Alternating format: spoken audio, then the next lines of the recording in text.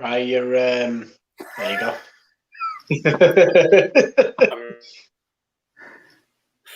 Good evening, everybody. Welcome along to Season 2, Episode 93 of the Dallas Cowboys, UK Dallas Cowboys fan club podcast. I am having major technical difficulties with my laptop this evening.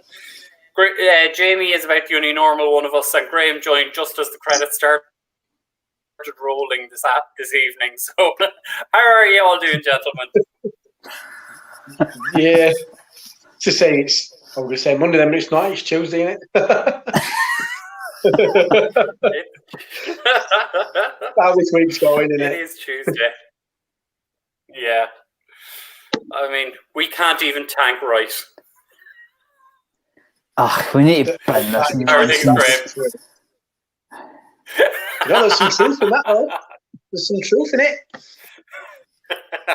We lost the Super Bowl, but won the war. There we go. Hold on, I'm just trying to... There we go. That's more like it. Yes, so as we say, as Graham rightly called, we did win this. We lost the Super Bowl at the weekend, even though we won the game. Picked up a 32-7 win over the Bengals. So how do we both feel about it, gentlemen? Indifferent, really, to be quite honest. I wish it meant more, to be perfectly honest. Yeah. I mean, it was good to see us. It was good to see us get a win, but yeah, you know, it's not really. It just goes to show how we can play, as opposed to you know, because personally I think the season's gone. I think, as much as it pains me, the football team will win the division. And there you have it. It's a so-so season because it's been that way for some time, as we all know. Don't think there's any point in winning the division for any of us. I think whoever any of us get in the first round of the playoffs will be a buzzsaw.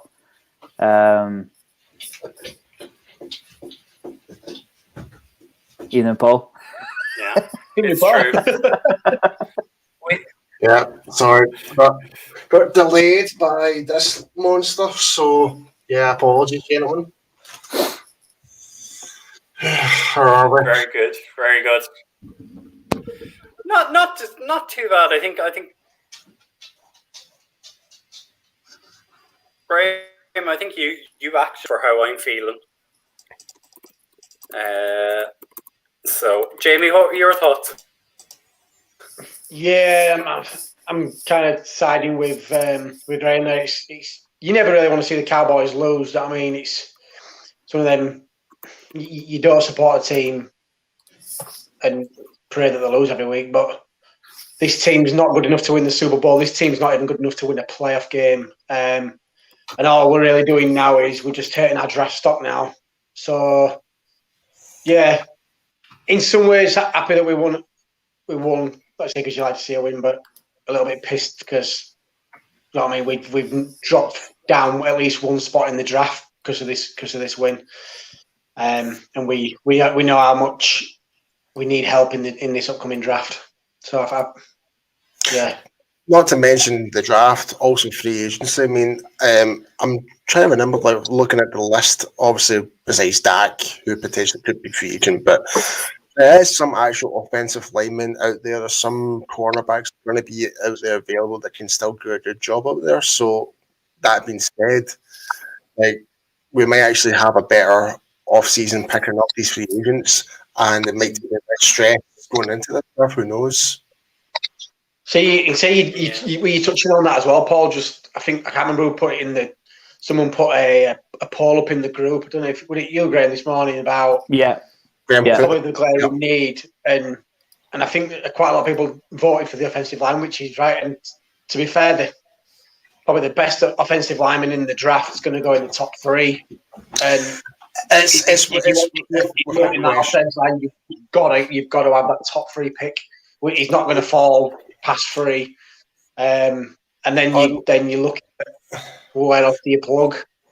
The only thing I could see Penny Sewell dropping down is if he'll do a Laramie Tunsil situation.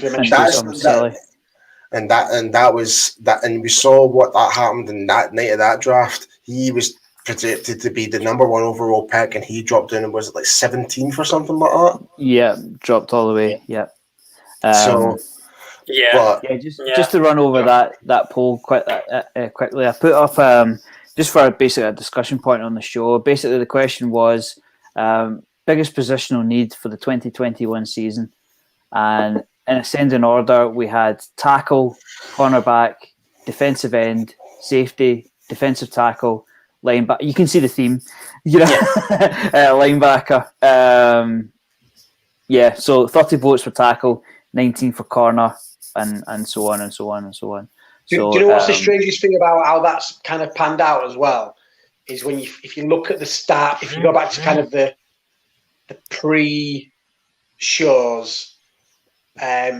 we were all saying that this team's probably ready, or maybe one player away from having a real deep playoff push, or even potential Super Bowl. And you get into the season and look, and it just shows what glaring needs this team really probably has, and how probably far away we are from actually being a contender. Yeah, even Mike, who's running our social media right now, he's saying, "Yep, defense as well."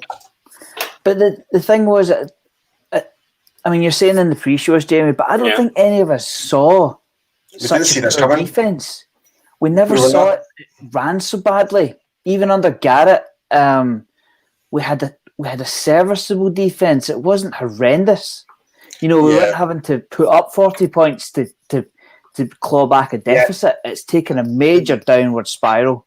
I at the time, I don't think any of us saw such a poor defense. I mean, if anything, we were looking to enhance the defense almost. We went with we added a bit of depth with Diggs. We were running off a bit of safety. None of us saw a weak linebacker situation. I think that's the biggest surprise. I think that was the biggest surprise, the fact that we did not have that amount of depth at linebacker. It was literally 4 linebackers, and that was it in our 53-man squad. I was like, that is too thin for my liking, if I'm being perfectly honest. Like, there should have been at very most 6. Should have been 6. But I wonder when the last time we've carried that field, because you always hear, don't you, through the off season with the Cowboys shows, coming from training camp, that they always tend to carry heavy on the linebacker side. So, like you say, going in with 4 just seemed really strange. And Lauren just bringing up a really good statistic compared to last season. We only gave up 1 100-yard rusher last season compared to this season, which is what I would say more or less more than half a season.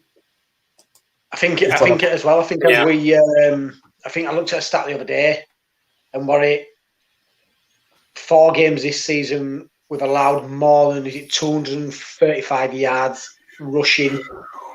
That's just doesn't seem, like you say, just even with some of the defense we've had the last couple of years, just doesn't seem like it would happen with the players that we've got on defense. It just wouldn't happen. Yeah, I mean, don't get me wrong, Jamie. Like, we all knew going into this season there was going to be big, massive changes, but we weren't expecting them to be that significantly different in terms of where our defensive line were struggling to even get in right positions in terms of even stances, like different, even the gaps that we're supposed to be hitting, and not just that, we weren't expecting players that we brought in bringing no effort to help the team. For example, I know I keep playing them up, but screw them. But if anyone's wondering, yes, it is Don Terry Poe. I legit. I don't know how many. Legit, one of the worst free agent signings we did, with so much potential that, like, for what he did for Kansas City, he did okay up Carolina, along with Jerry McCoy, who I was really excited for, but it's unfortunate we didn't get to see him because he worked his arse off in his off season. He lost a ton of weight to get in a good physical shape. Like, we saw his workout videos and that, but we didn't get to see that. But man, when you really do render up this defense as a whole, it's just been completely flip-sided. Like, where what you were just saying there, Graham, is like, it was you, Jamie, sorry.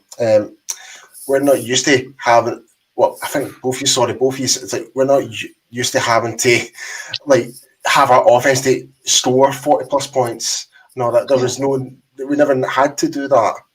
But now it seems to be in this situation now. It's like, our offense is like, really, guys, come on. It's like, give us a break, you know? Yeah. I mean, I think Brian, this is probably the longest answer to the question ever asked on the show. But it's just, I think it's, from the three of us, it's like there's a certain amount of frustration where we shouldn't be in this position.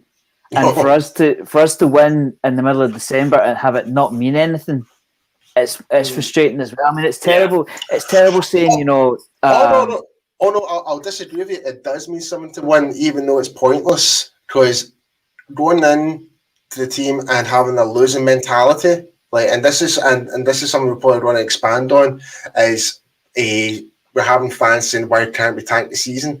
I'm sorry, but if you want our team to tank, then you're in that small minority frame mindset where you're going to be up there with the New York Jets. I'm sorry, but I don't want to be a dysfunctional organization where we're just accepting losses and just trying to turn up and coming players absolutely trash and no one wants ever again. I'm sorry, I am not up for that. And you're going to dig yourself a hole every season. It's strange. I don't know if it's so much. Probably, it sounds like a contradiction off here. So much tanking, but I mean, just with the roster that we've kind of got in terms of, if we can get a fit and healthy back, if we can get Zeke running the ball like we know he can run the ball, it's not often that we get a pick that's probably in the top 5. So to be able to be in that position. To get a top 5 player with the roster that we've got, I think you've got to take advantage of that a little bit. Yeah. Because how often does a really good footballing team get that high echelon of a pick? And that's right. It goes back to that's like normally you wouldn't do, but I just think because of how the season's gone, it's like, let's not so much rebuild, but let's take advantage of what's been such a poor season for us and get back to where we were next year, because it's not going to take that much of a gradual step. Whereas if you were rebuilding, you'd have to wait maybe 4 or 5, 6 years. Whereas we're still kind of a little bit there. We just need a bit of a tweak here and there, and this is probably the best place to do it. I've got a question. I've got a question, you guys. I'm sorry about it. Like, see, when it comes to the draft, right? See, when it comes to the draft, we all know it. Like, well, personally for me, I think the draft is a lottery. It really is. Like, when you really do think about it, no one predicted us to go and pick Travis Frederick all those years ago, right? Or Zach Martin, even though we were streaming Johnny Football at the time. But look what they've done for us, right? Right now, for other teams, and I'll give you guys a good example. Aaron Donald. The amount of teams that passed up on Aaron Donald and look at the player he's become now. Look at the amount of teams that passed up on DeAndre Hopkins. And the play he became for the Texans when blah, blah, blah, now doing it for the Cardinals.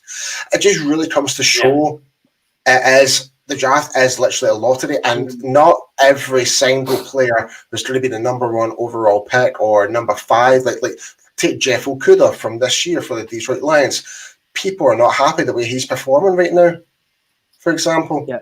Jackson went 32nd. And here's the funny thing. And here's the funny, and so I just want to know what you guys' thoughts are, because everyone keeps saying, try and get a higher draft pick, but in hindsight, it doesn't really matter. You might still get a position. Yeah. For me, it's basically like, it reminds me of the time we drafted Zeke Elliott at 4. We knew we weren't a top 5 team in a draft situation. It was certain circumstances that sent us there, and obviously. certain circumstances have sent us there this season. But what Paul's saying is right. I mean, you could hit it 32 like the Ravens with Jackson, and then you could fall. Brilliant example. You know, like Trubisky at 2. You know, or whatever they went. That is night and day. Yeah, definitely. Yeah.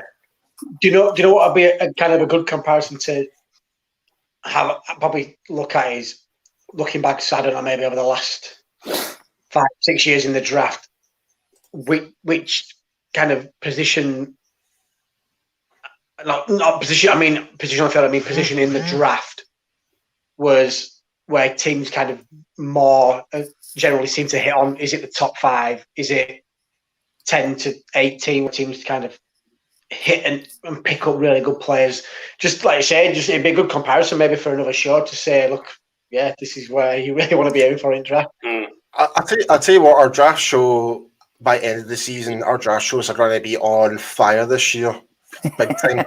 Big time. Like, we can do all the sports analysing of all these college players coming out, but end of the day, it could be not what we're expecting. It could be something completely different out the ballpark. Who knows? I was just going to say the plus point of having a high pick would be we won't be up all night, but now we've started doing live draft shows. We'll be up till stupid o'clock anyway, so it doesn't really matter where we pick. Jim, I've just thought if you go back to the old game shows, let's have a look at who you could have had. TJ Watt, anyone? TJ Watt? JJ Watt. And speaking about TJ Watt, I've actually got a message from a Steelers fan who's actually watching the show tonight, and it's unrelated, but he wants to know us as Cowboys fans because we just beat the Bengals. He just wants to know. So as a sign of friendship, I suppose, he wants to know how to beat the Bengals to own the AFC North. Run the damn ball, if I'm perfect. Run the ball and get to Allen. Smash the QB, smash the O-line. There you go. Bing, bang, bosh. That's it. Just turn up. Yeah.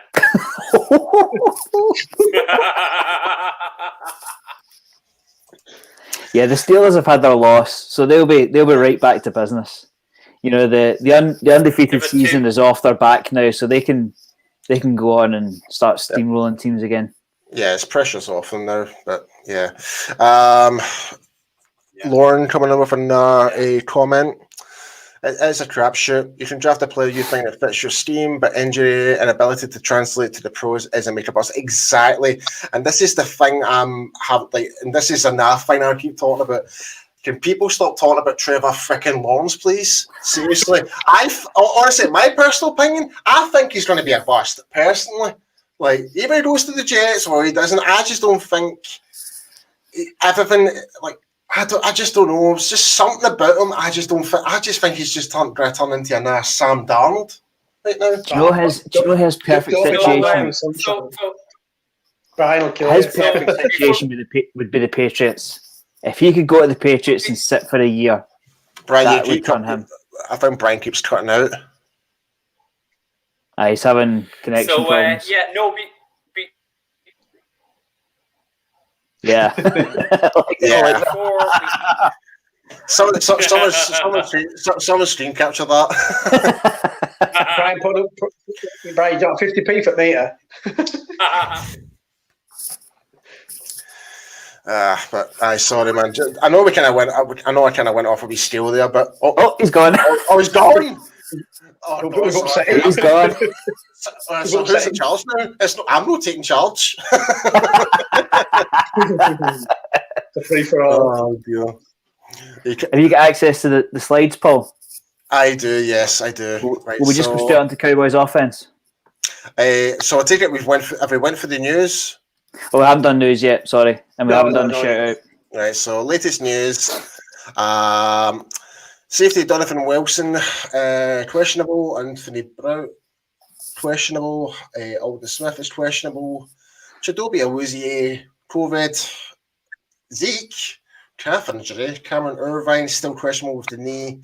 Bayadish questionable, but it could return. And linebacker Luke Gifford is suspension could be returned as well. Any thoughts, guys? I think the Zeke one is kind of manageable by the sounds of it because he did play. I mean, fair enough, he only had 12 carries, but he still got his work in. You know, it was still 4 yards a carry. So, and I think he did take one. Did he not carry his longest rush against the Bengals? Did I hear that properly? Yeah, I think it was like, was it not like a 25-yard carry or something like that? Yeah. I mean, yeah, it's been a really difficult season for Zeke. And people can say, "Oh, he's not at the bus and stuff." I think that statement is an absolute pile of pish. To be honest, like you're still playing in the NFL to the highest level. Like if he didn't have his burst, then he wouldn't be really able to play the way he should be. Like the problem still, to me, I see is still we've got that inexperienced offensive line taken over from the Pro Bowlers right now. Because how many times did we see Zeke getting tackled in the backfield? Not even beyond the line of scrimmage. That is on the O-line, not on Zeke. And people need to really understand that. Do you know again, I'm going to sound like I think it's like 6 to 1.5 dozen over in a way because just his stats comparable to last year have completely dropped off, which agrees a lot down to do with the offensive line. But there was a stat shown up during the game of kind of his average per game since he came into the NFL, and it's starting to drop dramatically. It was well over, was it 120, 130 yards a game, and he's now averaging 65 yards a game. I know a lot of that's to the offensive line, but it's a lot of it just for the fact that if you look back through kind of his career, even when he was at Ohio State, I don't think, if anything, apart from his suspension in the NFL, I don't think he's missed any games since college or even high school, has he? So are we starting to maybe see 26 yards? There we go. Maybe it's starting to see that he's starting to slow down a little bit just because of how much football he's played from college to the NFL. Yeah, I totally get what you're saying, Jamie, because it's the DeMarco Murray situation all over again. You know, you run a player like that into the ground, he's going to start cracking sooner or later. I mean, yeah, he's got his money now, but you just hope that it's not a decline we're starting to see. I really hope it's not. And it's kind of slightly kind of touched on it. It's like running back in general is probably one of the most gruesome positions you could play outside of defensive line and O-line. Because you are pretty much smash mouth football going upfield. You're taking every type of hit as much as you can, and yet you're still being asked to perform and try and gain those yards, gain those touchdowns. It's very demanding for any player. And not to kind of give any freeway towards it, because like he's put the pressure on himself, but forget like setting that high standard. But at the same time, when you kind of look back for the history, going back the past 4 years, how many games have Tyron Smith has been gone? How many games we had Frederick out for that whole year? Not to kind of put any more excuses towards Zeke, but I'm just kind of giving the try and balance it out. Does Zeke need that full offensive line functional to gain that full steam ahead? Where's the weak link? It seems to be derailing this down a bit. You know, like you say, just because of like how demanding that position is. Yeah, I always look at it in some ways it's like you're damned if you do and damned if you don't in some ways, because if you don't pay a good running back, you're not going to get a lot of production out of that position. But then you look at it another way, then you look at DeMarco Murray, for instance, then you go like a Le'Veon Bell, you give him the money, and then it gets to maybe 2 years into 3 years of the contract, and teams are like, I really don't want to pay this anymore. And it's like, well then, where does it stop? Because if you're going to pay a running back,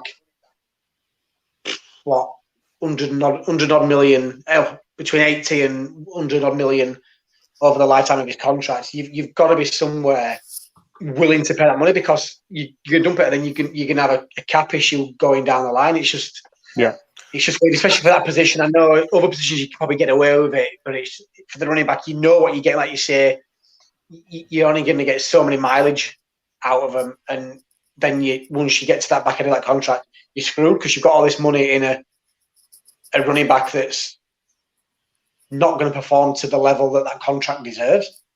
Yeah, just to clarify as well, it's not only just running backs that kind of like get this new contract. Don't just get this contract and doing like. I'm trying to think of different examples here. Ndamukong Suh, defensive tackle, he got a big massive contract. Don't get Graham started. I know. I'm trying to avoid it, but it seems I'm trying not to go along with that story. We can't deal with that tonight because it is fit today, pretty much. But I'm just trying to balance out the books where players that were given the super massive contracts to go into another team, for example, like Antonio Brown got the contract to the Raiders. We saw that happen there. And I'm just trying to think of all different examples, like even with quarterbacks in the past as well, they went for bigger money as well. And just to kind of try to jump in what you said, Stephen, look at not even other teams, and we'll just take the Feagles that they're screwed for the next 2 years that wage contract. Do you know what I mean? It's like, what the heck? Oh, Matt, right. So I joined in. It's your boy Sid's show. He was on a joint show with a couple of Eagles fans who I don't even know. I think it was called the Philly Specials or something like that. The name of the show was. Not trying to give him a shout out. Screw them. But I was watching, and the amount of the delusional comments I'm reading right now saying that Jalen Hurts, he's so much better than Dak. I'm like, really? It's like, yeah, Carson is mentoring Jalen Hurts. I'm like, oh yeah, he's running mentoring to interceptions and getting injured. Yeah, great, wonderful. Yeah. Honest to God. I mean, it sounds like we're getting down. It sounds like we're getting down on Zeke, but we're not. We're taking the piss of the Eagles. We're taking the piss of them. I'm going to step in and back him up because he's not that old. I mean, fair enough. He has taken a lot of rush and a lot of hit, but you look at the guys running about him, like Dalvin Cook. He's in his 4th year. Derrick Henry's in his 5th year. James Robinson's a rookie. Nick Chubb's in his 3rd year. So Zeke isn't really that old. It's just what Zeke has done for us is possibly catching up. But as soon as we start attending to this O-line, you'll see Zeke's numbers going back up again. Yeah, I totally agree. You still there, Brian? How we doing, Brian? I am still here, so I'm not sure if we I'll just give the shout out to our sponsor. Gone again. Shout out to the sponsor. Right, yeah. Don't worry, we'll sort you out, Robocop. Don't worry, mate. Right, so I would give the shout out, man. So if you guys are planning for next year going to a Dallas Cowboys game, be sure to go and check out Cowboys Experience for the ultimate game day experience, meet and greet, tailgate, stadium tours. These guys can do it all. Personally, for myself and Jamie, we've went through with these guys before. Our sponsor, Brian, I've lost my tongue there. By Brian, by Barry Griffiths. Always there to always ensure that we are treated like royalty every time, and Jamie can absolutely vouch for that. But here's the thing: if you do plan going next year, use the code UK Cowboys to receive yourself a free gift. And just to touch on the end of that, Paul, it's Barry's birthday as well today, so happy birthday! Happy birthday, Barry. Raise beer for Barry. Happy birthday, bro. But in the words of Richard Jones, Jamie, do you want to take it this time? Take what, sorry? The words of Richard Jones when it comes to getting the UK Cowboys code. Oh no, I can't pull it off. One of you guys will have to do it. I can't do it. Graham, Don't be a clown. Get free stuff. UK Cowboys. There we go. Don't be a clown. Don't be a clown. Get free stuff. UK Cowboys. You know what you need to do? We need to get a voice recording of it and kind of just drop it in the show every now and again. We've got a full featurette for you of Richard with a bit of chocolate pudding and say, get free stuff. Chocolate pudding. You'll kill me for saying that now. We do apologise. I think Brian's having some technical issues tonight, so I will try and help steer this show tonight as much as I can.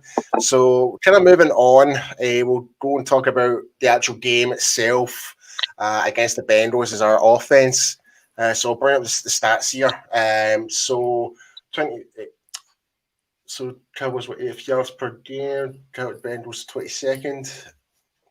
Cowboys 17th rush. Bengals 30th. But guys, give us your overall assessment of how our offense played. I did okay. I mean, it's not like just having a look at the stats. It wasn't groundbreaking from anybody, but across the board, it was excellent. Would you guys say? Sorry, Jamie, but what was your assessment? I was going to kind of probably go against what Graham said, and apart from a few decent plays, I think this was a game that I think the scoreline flattered us, and it when you break it down to the nitty gritty, it was exactly what it was, and it was a game between two awful teams this season for me. I don't know if it was me. Like, you guys can share your thoughts on what I'm thinking here, but when I was watching the game, I kind of felt as though it was Dallas's offense were trying their best to really wear down their defense in the most brutal fashion, even though it wasn't pretty to watch at some points, but just to ensure that they wouldn't actually have the upper hand on us in any time. Like, and what I'm trying to say is, it's like, yeah, there wasn't a big deep ball or the special plays that we were expected to see creeping up, but it was very efficient. I kind of thought what we're trying to do. Yeah. I thought with the time management during the game, I thought it was quite effective. Yeah. So that's what I mean by across the board. I mean, like, we ran the ball roughly 50% of the times, through 50% of the times. We didn't turn the ball over. We didn't throw it. We didn't throw it away. It was very, very level. And I think it's been one of the few occasions this season where we have been the offense that we wanted to be. We stayed balanced, didn't turn the ball over, managed to run it enough. We had a good balance between the two running backs. Zeke and Pollard got 12 and 11 carries respectively. Spread the ball around on the outside with the receivers. I just thought we didn't do anything stupid. Yes, I think that's the most important thing we can say. What we did on Sunday, we didn't do anything reckless. Yeah. Just want to bring this wee comment. We've actually got Joe, who's actually watching from Italy. So welcome to the show, Joe. Glad you can actually join us and experience us talking some Cowboys football. So get us your thoughts, what you thought was in the game. Would be much appreciated. I think I know I kind of bagged us a little bit in the game, and it just how I kind of felt inside it. But one of the good things was good to see that the backup QB didn't screw us this game, because we tend to have some problems sometimes with a backup player. Lauren just made a really good comment. Even Dalton had a great game, even though the numbers weren't so like 400 plus yards in that, but his distribution, he was getting everyone involved. Like, even in the pregame, me and Mike were talking about, we were thinking Dalton Schultz was going to be the guy, and there was going to be little of the wide receivers based on the statistics of how the Bengals were defending tight ends this season. It was quite the opposite. everyone was getting a fair share of getting passes. So yeah, I think I don't know if I can't remember if it were Cooper or Lamb. But I think was it the most that one of our receivers was targeted, or one individual receiver was targeted was 4 or 5 times in the game. Like you sort of say, the distribution was all around. It just didn't seem flash. Not that it has to be a flash short time, but it just didn't seem like some of the offensive games that we've had this year. Yeah, for me, it's been very boring at times. And now we shout out to Stephanie, who's actually watching from Mississippi, USA. So thanks for watching. Much appreciated from coming over across the pond. Much appreciated. You all good there, Brian? He's putting up. He's I don't know if I can be back or not. It's just not happening. It's just that old wind up, isn't it? It's just one of those nights. Yeah. Yeah. It's just all over the shop. I don't know. So, and here's and Mike just posted this as well. As Cooper is having a career season, we cannot actually have not talk. We cannot skip not talking this, if you know what I mean, guys, because this is the most he's ever done. Because I think it's because he's such a quiet, reserved guy in the locker room, in person, in the media and stuff like that. He's not getting the talk and that, if you know what I mean. And when you compare him to all the previous seasons when he was at Oakland and since he came to Dallas, he has been nothing but exceptional. Regardless how poor our season has been, Cooper still remains a top player, regardless how you see it. Yeah, he's shaking off. That's how you determine some players sometimes, don't you?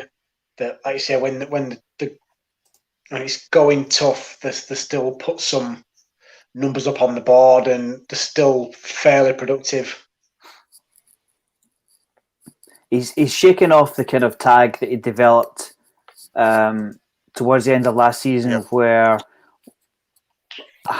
was he a reliable talent away from Texas?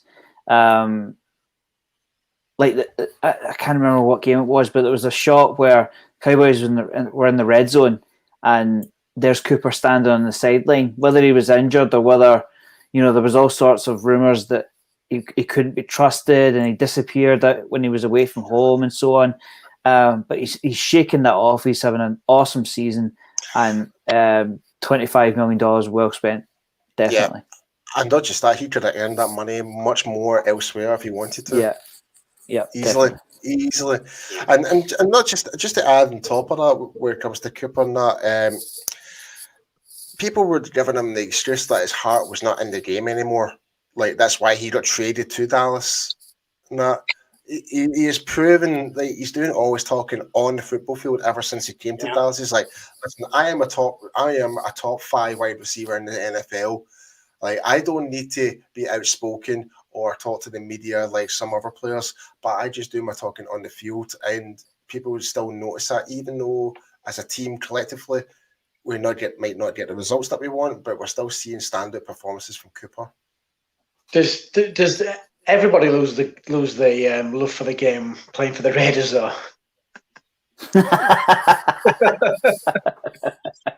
Well, I don't this season. No, they're not. I don't want to bust Brian's bubble, but they did bring in Jeff Heath and Witten. Family. Oh. Oh, dear. Sorry, Brian. He's gone again. You had to say it. Don't worry. He's coming back. He's coming back.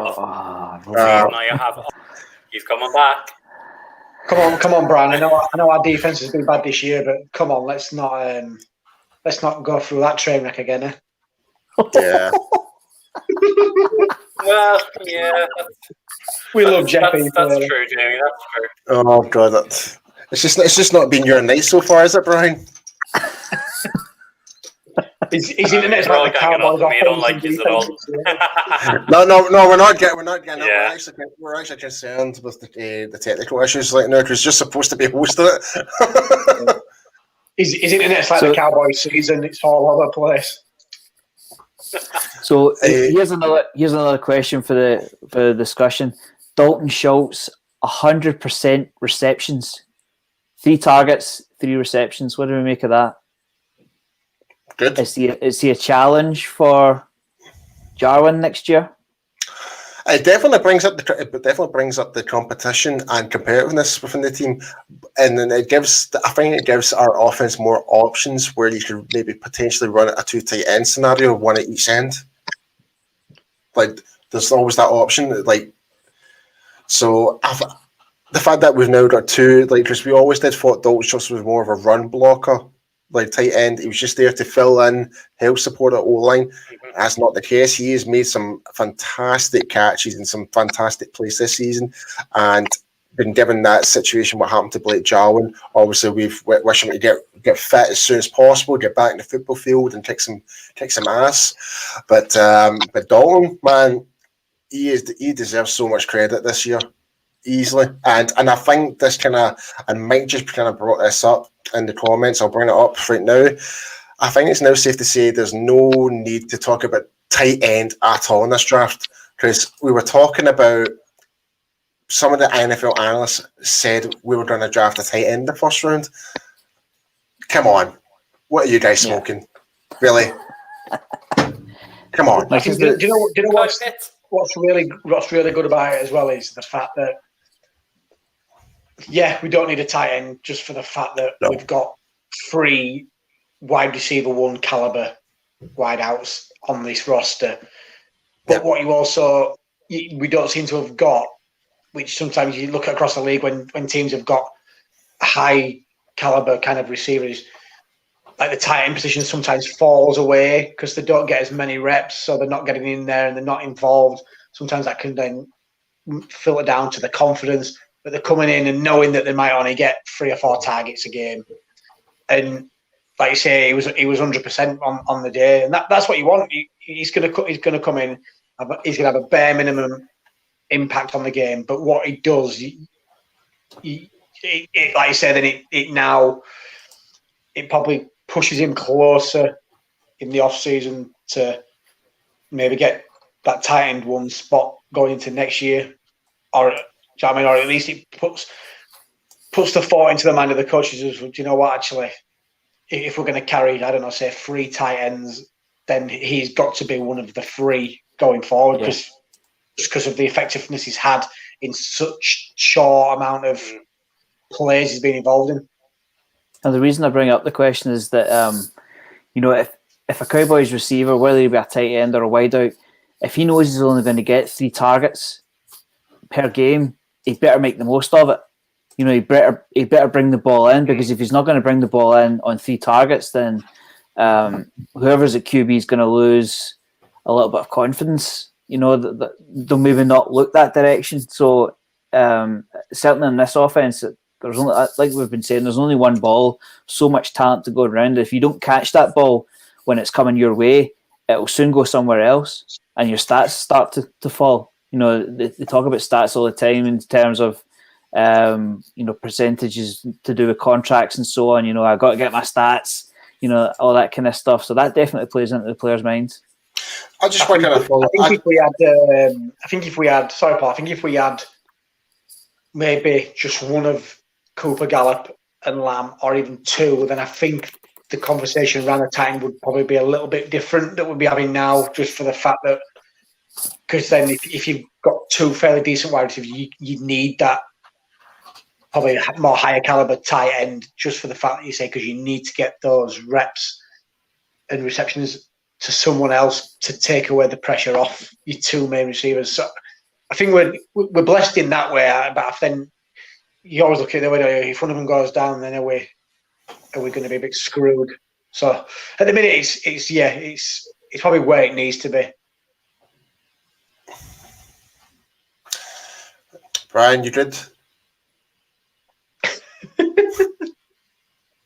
Yeah, I am.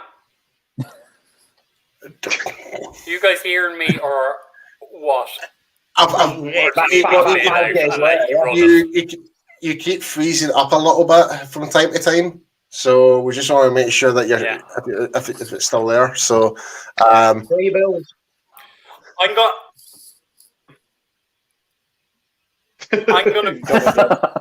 bail out. Yeah. Right. Okay, man. Are you happy enough for me to just keep running it off then? Yeah. Yes. I mean, He's good. Okay. Unexpectedly, I am the host tonight. Shock horror. Prepare yourselves. Right. So now that we kind of covered the offense, we'll go straight into the defense. So we can see that Jalen 11 tackles for loss, Robinson 9 tackles, Van Der Esch 7 tackles, Sabius 6. I mean, when you really do think about the numbers here, that's probably the most numbers of tackles from as a squad collectively we've done. But bear in mind, it is against the Bengals. And me and Mike did kind of cover that to show that their O-line's a bit diminished, probably more worse than ours is. So, guys, give me your thoughts on how the defense played. It's Jalen Smith, the enigma. You know, we talk about Jalen's position, and he's kind of is the desire there? Is he doing too much? You're back and forth. Well, but the guy had 11 tackles. So he must be doing something right. Again, the top tackler on the team. Do you really want to move on from your top tackler? Fair enough, he might find himself in a few awkward positions and take a few wrong angles, but he's getting the tackles. I will bring this up, Graham. It's funny that you just mentioned when you mentioned wrong angles. There was one play in particular where it was. I'm trying to remember who posted it. I can't remember if it was on Twitter, and it was I can't remember the guy's name. I wish I remember his name, but basically a front end view of a particular play where Jalen was in the gap. Then he see the running back do a juke, and he completely run off to the whole completely different direction, and the running back went into his initial slot. So basically, what happened was Jalen did not stay and fulfill his gap. He decided to run off and bail, thinking he was on the pursuit, rather than filling in the gap. Yeah. I was just when I watched that, I was like, oh no. Coach, despite the number of tackles and that, but for the coach's point of view, he would get grilled for that, just for that one play only. It's like I don't care how many tackles you did. Yeah, you may have done all right, but this play, what the hell were you thinking? Yeah. You know? Do you know? Yeah. I seen a different comment. I think I know which one you mean. And somebody commented saying that the actual this could be wrong. I'm just going from what I saw on Twitter as well, saying that the actual angle that he ended up going on was that's where the play was designed. He was supposed to go that way, and the reason why he did the juke and spin around was because the fullback came through the line. What I'll do is I will find how trustworthy that comment is, like we say, but I know what you mean, because I thought exactly the same as you, Paul, to be honest, when he moved around thinking, what on earth are you doing? Right, that's why I think he's the enigma. You know, he makes so many angles and so many positional mistakes, but still comes out as top tackler. Right, you want so much more for him. Right, I've actually got the video here, and I'm going to share my screen with everyone. Don't know if everyone can see it. I know it's a wee bit flickering right now, but watch what happens. Right, so there's Jalen. And nor did he laugh. Now watch what happens. It just completely goes away. So it's not a good look. I mean, I get the play might be designed for that, but you've got to use your eyes and know where the ball carrier is. Definitely, yeah. Right, he pretty much second guessed where that running back was going, and he did not stick to his assignment of staying within that gap, that A gap. By the looks of it. I think what kind of thing is it as well. happy birthday to Lloyd. I know it's Lloyd's birthday today, but just with how far that fullback came through the line. Now, if he stops so far, then you can maybe understand Jalen going round that outside. But because he's come right through, like Graham just said, do you know what I mean? And you've got to think, well, actually, you know what? He's cleared all that. He's cleared that complete hole. I mean, that he's going to bounce it back inside. Yeah, and if he's designed to go on the outside, then that's how it's good. But then you say you've got to think on your feet in this game, don't you? Because not all the time the players are not destined to always going to run the route that they're supposed to do. Because if they see another roll, they're going to go for another roll, aren't they? Yeah. But again, it's another exploitation of the middle of our defense. Yep. That we're focusing on again. It's recurring, shall we say?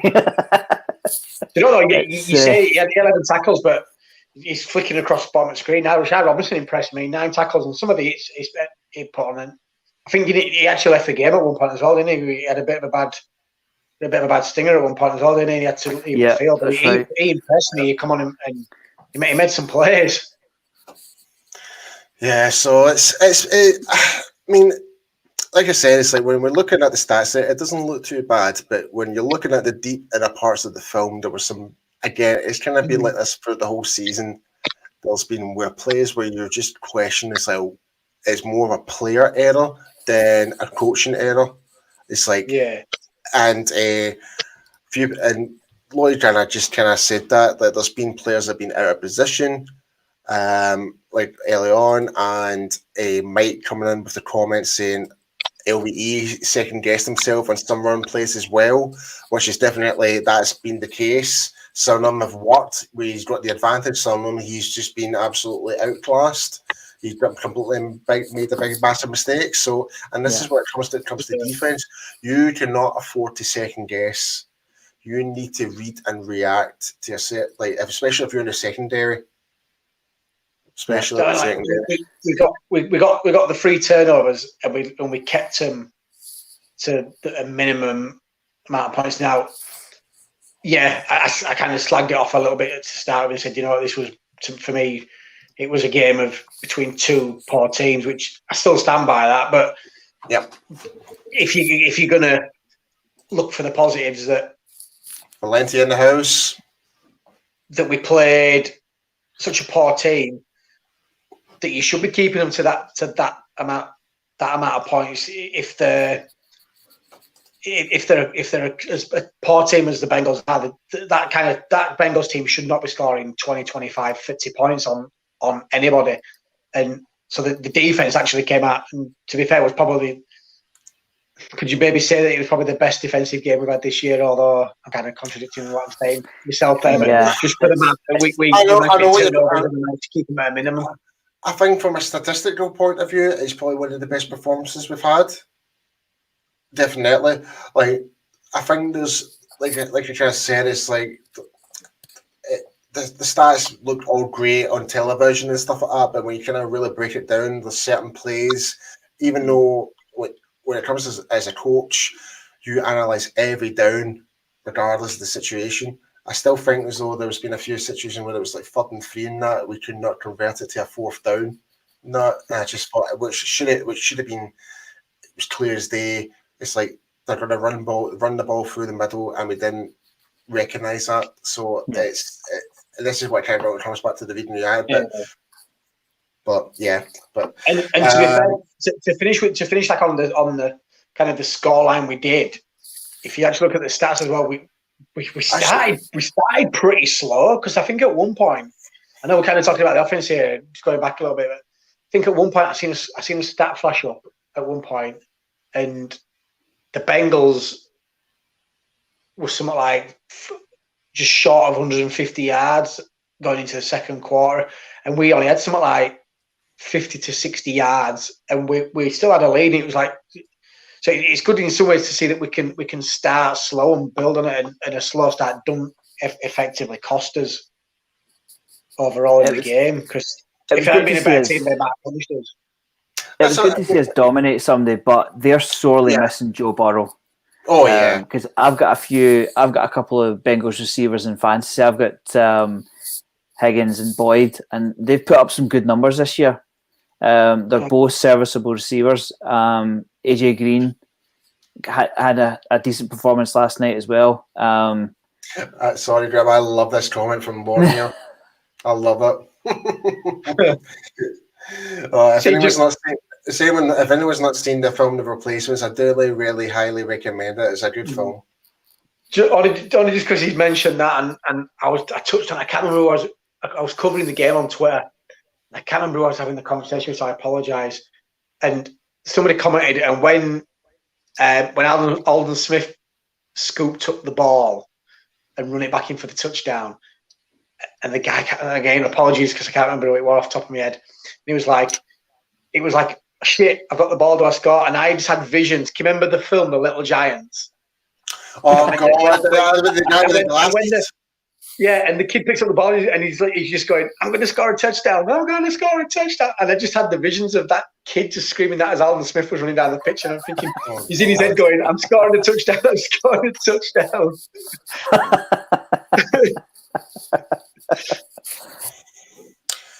Also, another interesting stat that we caused Gio Bernard's first fumble in 7 years.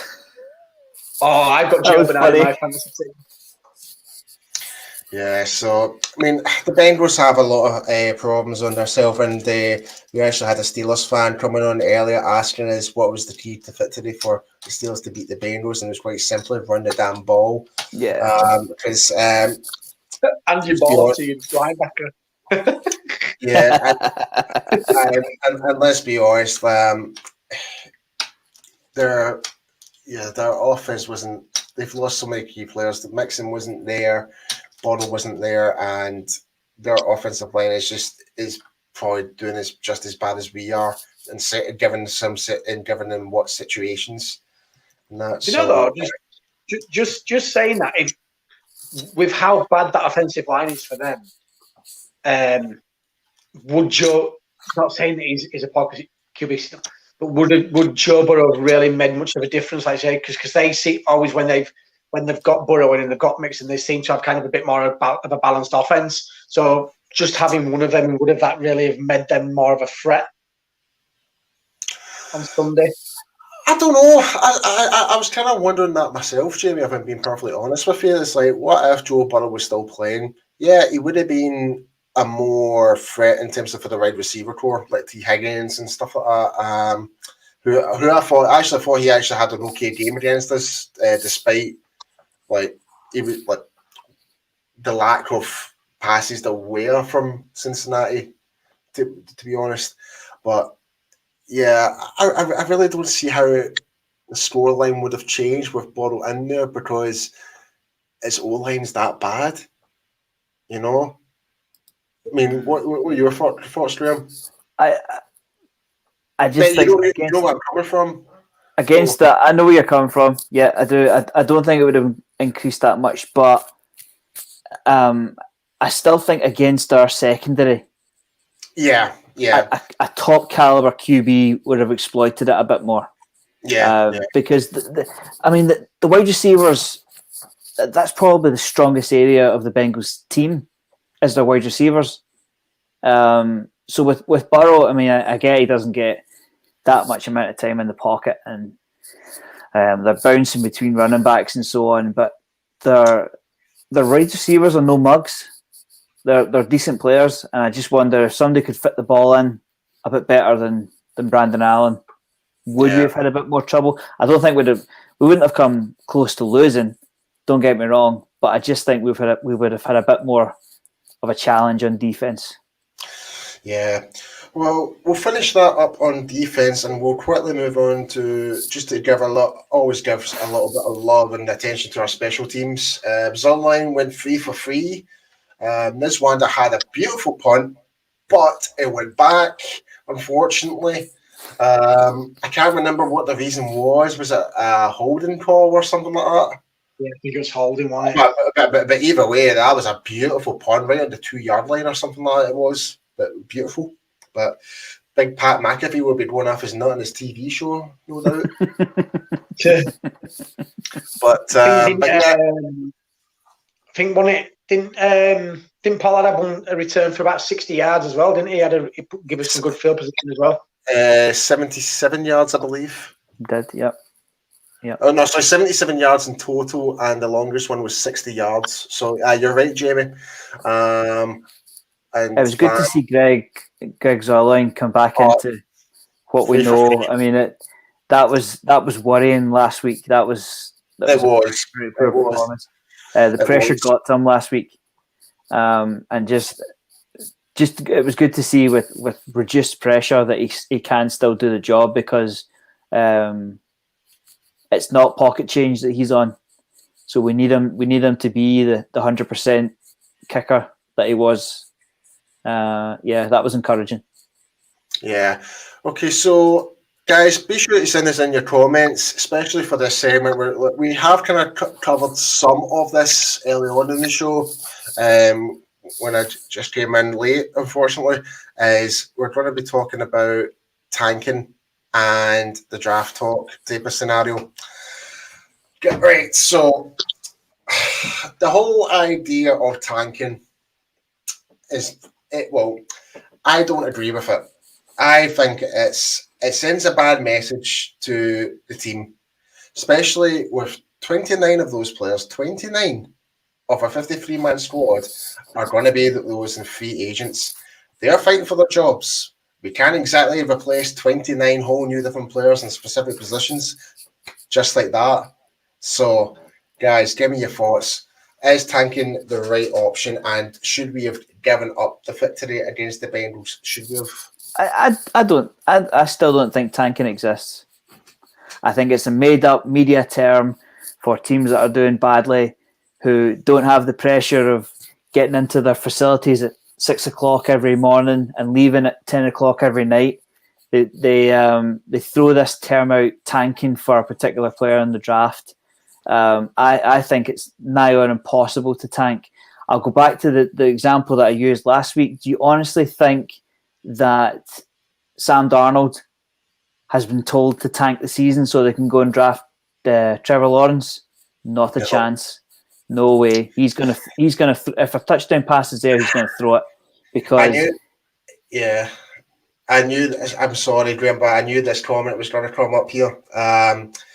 Valenti coming as if we did not have won, then we could have got Sewell. Here's the thing. I don't think that's right. You still got the Jaguars to deal with. The Jaguars are a pretty poor team just now. So even if we did lose, I mean, who knows? The Jets might actually go for Sewell themselves, because they've got Becton. Yeah. They could get the one at the other side, so you could go number one overall. Instead of drafting Darnold's replacement, they could give Darnold a fighting chance for a change. They could get somebody beside Crowder to give him a couple of options. They could move on from Bell, who's a vastly declining. Well, they have moved on from Bell. I apologise. Give Darnold some talent with that pick rather than picking his replacement. Because too many times NFL head coaches are prepared to throw out their top pick at QB, but simply because it's affordable. They can do it now. The QBs don't get the $70 million guaranteed, which was a ridiculous number anyway. I don't see why a player, a team, an organisation can throw away the season like that. I mean, at any point, do you honestly think Mike McCarthy went into Jerry's office and said, "Yeah, Jerry, I quite fancy Sewell, so we're going to lose the next 6 games if that's okay with you, in the Jerry Dome that you paid billions of dollars to house and to run and to is that okay if we lose the next 6 games?" Not a chance. It doesn't happen.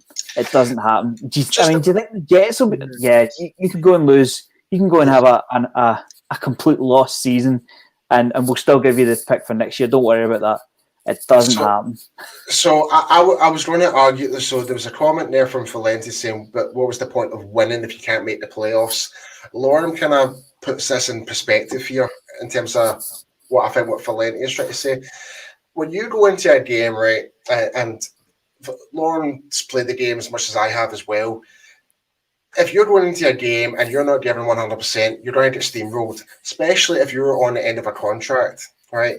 So this is why it's meaningful to be more important to win, especially if there's nothing to play for. It's the players, it's the mentality of the backroom staff, it's the culture of the football team that is important. If you're if you're saying, right, we're going to tank, you're now creating a losing culture in that team, and no one wants that. No one wants, like, if anyone's trying to say if there's going to be a losing culture and so on, then it would have been the Jets. No one wants to be them right now. No one, right? Yeah. And any fan that's like, I mean, there's fans out there, yeah, win no matter what, I'll still support my boys and that. Yeah, I'm the exact same. But when it comes to like accepting a loss, no, I just can't do it. Like, because if that happens, then players will accept that, think it's okay, because they're, especially if they're on the longer term contract, they'll just go into the next season and think it's going to be all fine and dandy. Yeah, it's not right. It's not going to set a good example for next season. Jamie, I'm dying to know your thoughts are on this. No, I totally agree with what you both of you saying. Like saying, it's never nice seeing the Cowboys lose, but if we're totally and brutally honest with ourselves, this team is, as it stands at the minute, is not good enough to win in the playoffs. It's just not. And so we kind of touched on it a little bit before you came on the show, Paul. And this, if you look back over the years, it's been quite rare that the Cowboys have had a really high pick. And to say that last time we're still in kind of that little bit of a window where this team with a couple of tweaks could possibly win. And I know the draft's it's a lottery in a way, but if you're saying that, or when I say you're saying, I mean in terms of if Jerry Jones and the front office say, right, the biggest need on this team is an offensive tackle. Well, the only way you're going to probably get any half decent offensive tackle is if you get in that top three. Yeah. So if not, and you so it's. Like I say, it's a little bit of both in it. Like I say, you don't want to win, so you don't want to see the team lose, but do you also want to pass upon the opportunity to potentially get the best defensive tackle in the draft? Or also, if you look at it another way, how many QB needy teams are in this draft? So if you get into, say, third or fourth pick, how many with how many decent QBs are highly ranked this year to go in the top 10, how many teams are going to overpay you for that third or fourth overall pick? So you can also look at it building up. So you get to that point where you can keep building, but then you'd have to go full rebuild maybe in, say, 2 years because you've picked those picks up. So it's a little bit of both. And like I say, but I probably sound like I'm contradicting myself in a way, but I just think that this team how bad the defensive line needs a bit of addressing. If there's something I would rather prefer having is I would rather have more draft picks than a higher draft pick. The reason why I'm saying that is, and this is something I addressed earlier in the show, and Graham, I'm pretty sure that you can agree with me on this point. Yeah. It's like the draft is literally a lottery. It really is. So the prime example, as I said earlier, and this is just a kind of like response back to Valenti, is getting the best out of the draft. Getting the best out of the draft is to try and have as many picks as possible, in my personal opinion. So just to put this in hindsight, look at the number of teams that passed up Aaron Donald. Look at the number of teams that passed up TJ Watt, which includes us. We passed up in TJ Watt and we ended up going with Tackle Charlton that 1 year. Look at the teams that passed up X amount. Look at the players that have been selected. Mitchell Trubisky, teams traded up to go and get him, whereas Baltimore Ravens, that was it you, Graham, mentioned? They picked up Lamar Jackson that same draft, and look who the better quarterback is. It is literally a lottery. It's like, I mean, even this year, I really wanted to get Neville Gallimore in the first round, but we ended up getting him in the third round. So it really is a lottery. Like, and it really depends on how you think.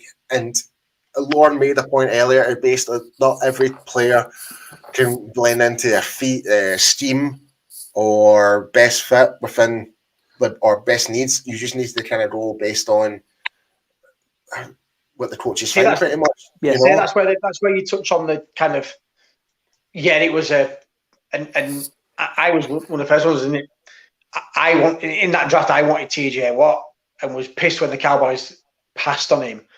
But when you look back on that draft, because he'd not played with his hands in the dirt, and that's what the Cowboys needed. The Cowboys didn't need him to play linebacker, kind of thing. So I can understand it in some, like I say, it's in that way, but it's just, like I say, just especially with how many QB needy teams are this year, you get a high pick, someone's going to overpay you to go up and get that quarterback. So you, like you're saying, you like to have more draft picks, so you're going to not only just stock your draft picks, but a QB needy team's going to come up and they're going to give you another first and maybe another second.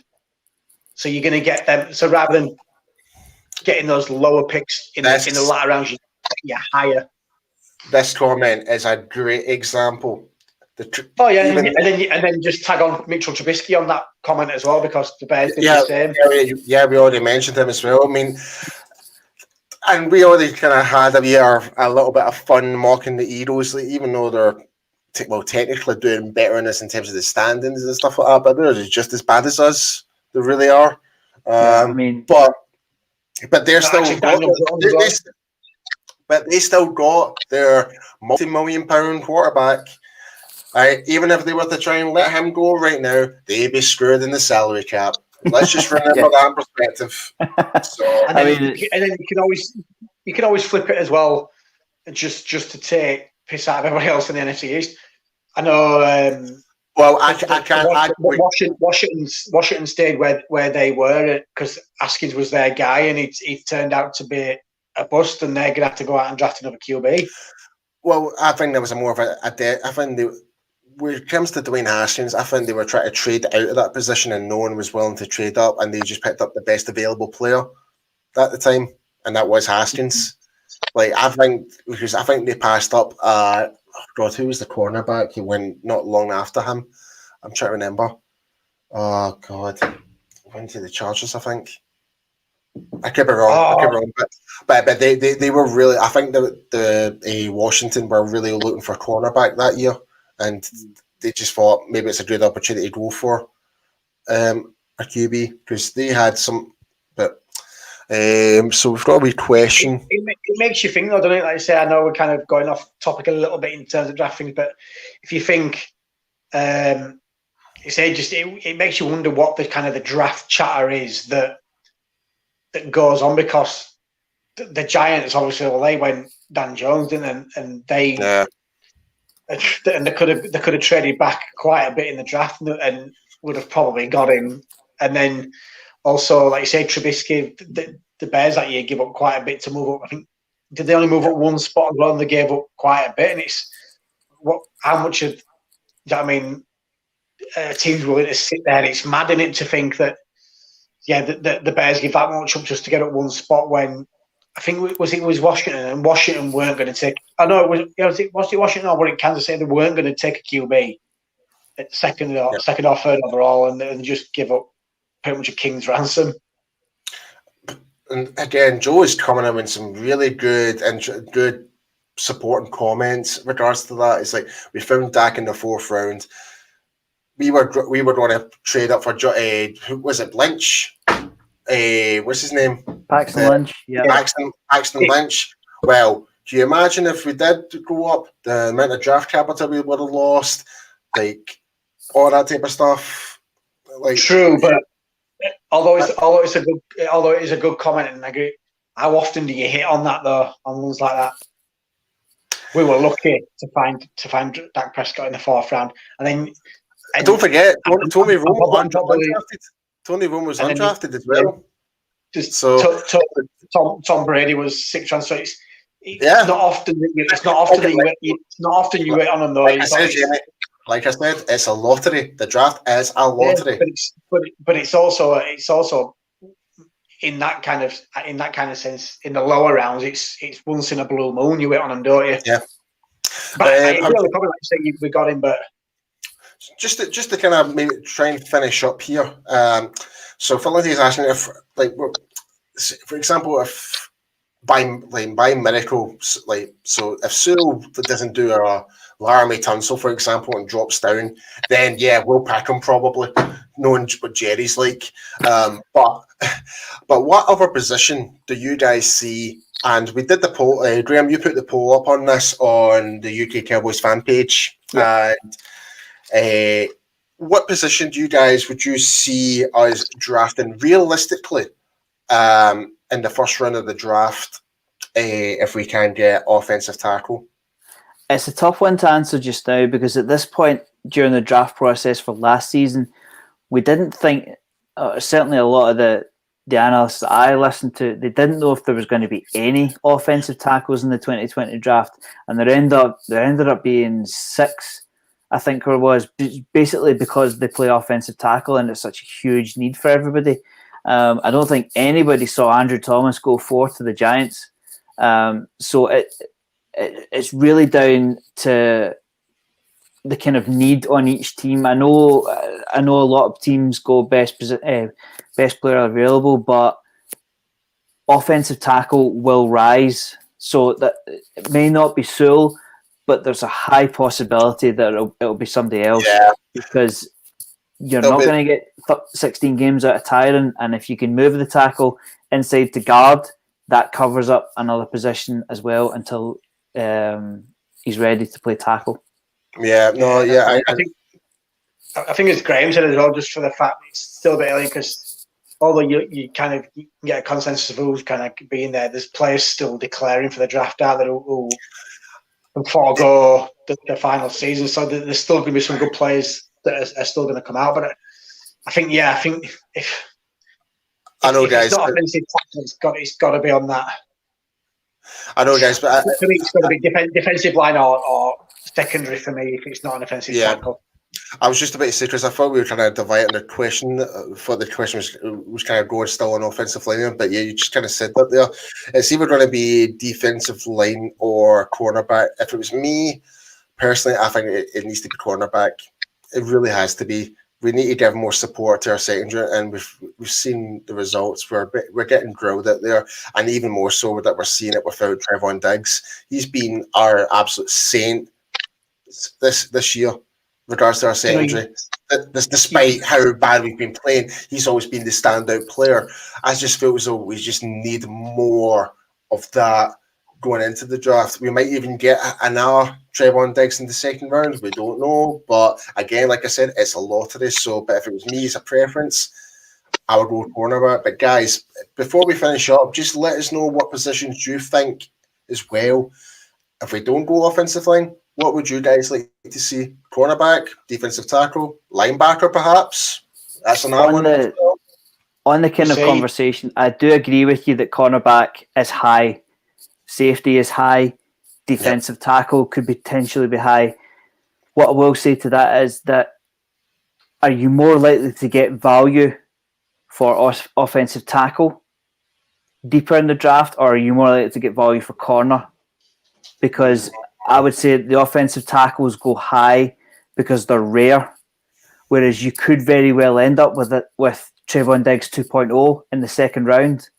Yep. That's why I think tackle is the high priority, because you could well hit on a very good corner with your second or your third pick.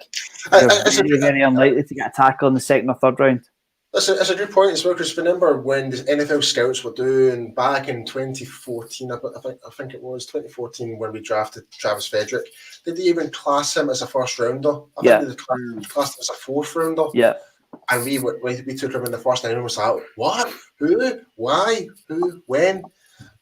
And look what's happening. I think that's another thing you've got to weigh up on you as well, like you say, is that Sewell's clearly the best defensive tackle in this draft, but then it's how big's the drop off to the next best? Because these going to be. I like that one, Valenti. I'm just going to name Cosme from Texas, just being a Texas fan. He's predicted to go first round, but what's that drop off from say Sewell to Cosme? Is it that much that you won't consider maybe reaching for him a little bit, and then you then go for that maybe that higher echelon of a cornerback and fitting in with Diggs? So it's like you say, you've got to weigh up that option as well. What's the real need compared to the drop off in position? Yeah, I mean, and our point as well is we might not necessarily pick a player at the lower part of the top 10. We might actually drop down and trade down, because there'll be other teams with much more higher needs. Like we don't know till end of the season till how's terrific. We can get a better idea of all these other teams' needs, and we can evaluate to see. And this is what I'm going to see is that it's going to finish up with the show tonight. It's like this is what we're going to be most talking about during the draft show when the season actually does end. It's like all these different types of scenarios. Are we going to trade up? Well, I don't see us trading up, sorry, but I can see it more likely to trade down if there was the scenario. So there's maybe a scramble for them QBs. There's just looking at it earlier. I think I've seen in some of the mocks and some of the rankings in the top 10, 12, you could potentially see 5 it's all over the place. The amount of teams are going to scramble to go up. Honestly, the amount of teams that are 5 and 8 right now, or 5 and 8, 4 and 9, and 6. Oh, I can't even do math right now. But it's so late at night. It's going on nearly 10:30 here in the UK. But gentlemen, I will leave that tonight. It's just a shame our original host Brian's having some technical issues tonight, so we do apologise, ladies and gentlemen. But be sure to come back next week. Yeah, so be sure to join us back in on Thursday for the pre-game show. It is the Eagles we're playing, isn't it? No, it's the 49ers this week. Is it 49ers? Oh, I'm getting mixed up now. So join us for the pre-game show against the San Francisco 49ers, hosted by Mike. And among one of our handsome faces would most likely join the show as well. But yeah, from myself, from Jamie, and from Graham, thanks for watching, and go Cowboys. See you next time.